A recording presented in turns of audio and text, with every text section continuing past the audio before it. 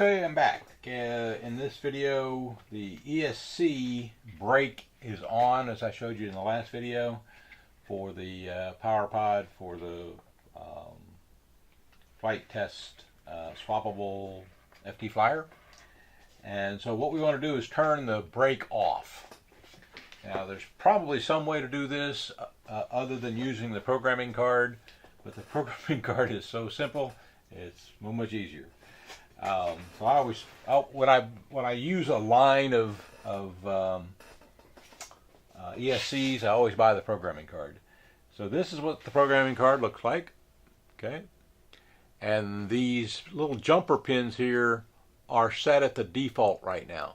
Okay, and so I'm not going to change any of the defaults because the defaults are what they are, and it comes with a nice set of instructions here about how to use the card, but this is not that hard to figure out. In fact, I think it shows you somewhere on the back what's the defaults. No, yeah, maybe. Oh yeah, okay, yeah. The green is the green here is the default. Okay, so right now the motor is on this jumper right here, and it says it's in the medium. Okay, so I'm going to change that jumper, pull it off, put the jumper to the top, which now means the brake is now in the off position instead of the medium position. Okay, that's all you have to do.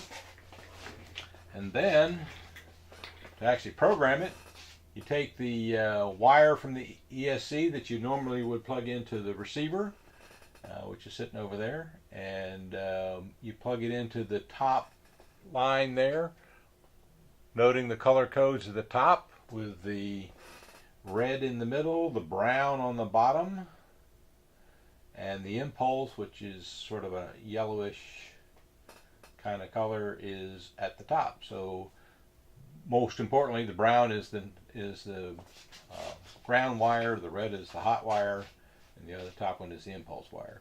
So that is now connected, and so all you have to do now is plug this in, plug the battery in, and you'll hear a beep. There's the beep, very silent beep. Now that it's beeped, we can unplug this. Okay, and it's programmed.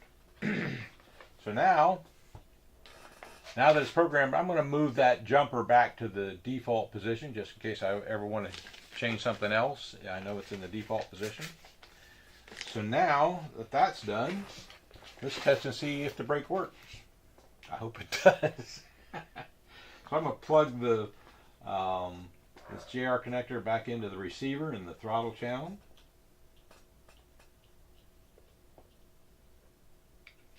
Now what should happen is when we spin the motor and test it, that it should coast to a stop, not come to a screeching halt.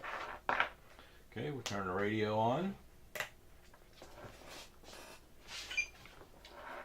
And so that's good.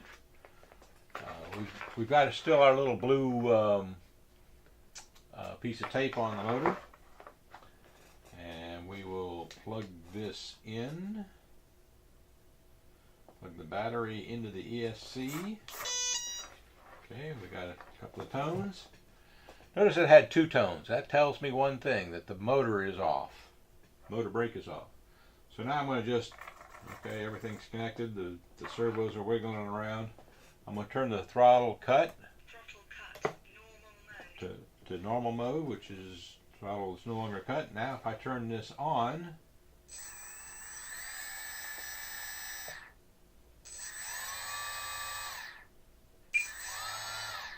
okay, it coasts to a stop. Now if the prop was on there, it would coast to the stop a little slower because the prop would give it a bit more momentum.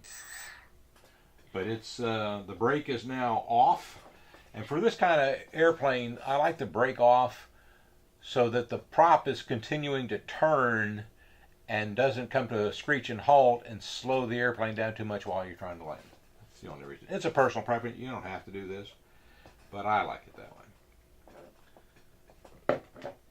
So now the brake is off. We can turn this off. This is all unplugged. And if you've never used a programming card, it's that simple. Okay, I'm back, and with one more point about programming cards. Every manufacturer will have its own kind of programming card. They will all look different. This is only for the Sky Power programming ESCs, to program the ESCs for Sky Power. And they're $4.95. They're pretty cheap. So you can get this at Heads Up Hobby, the same place where you buy the ESC.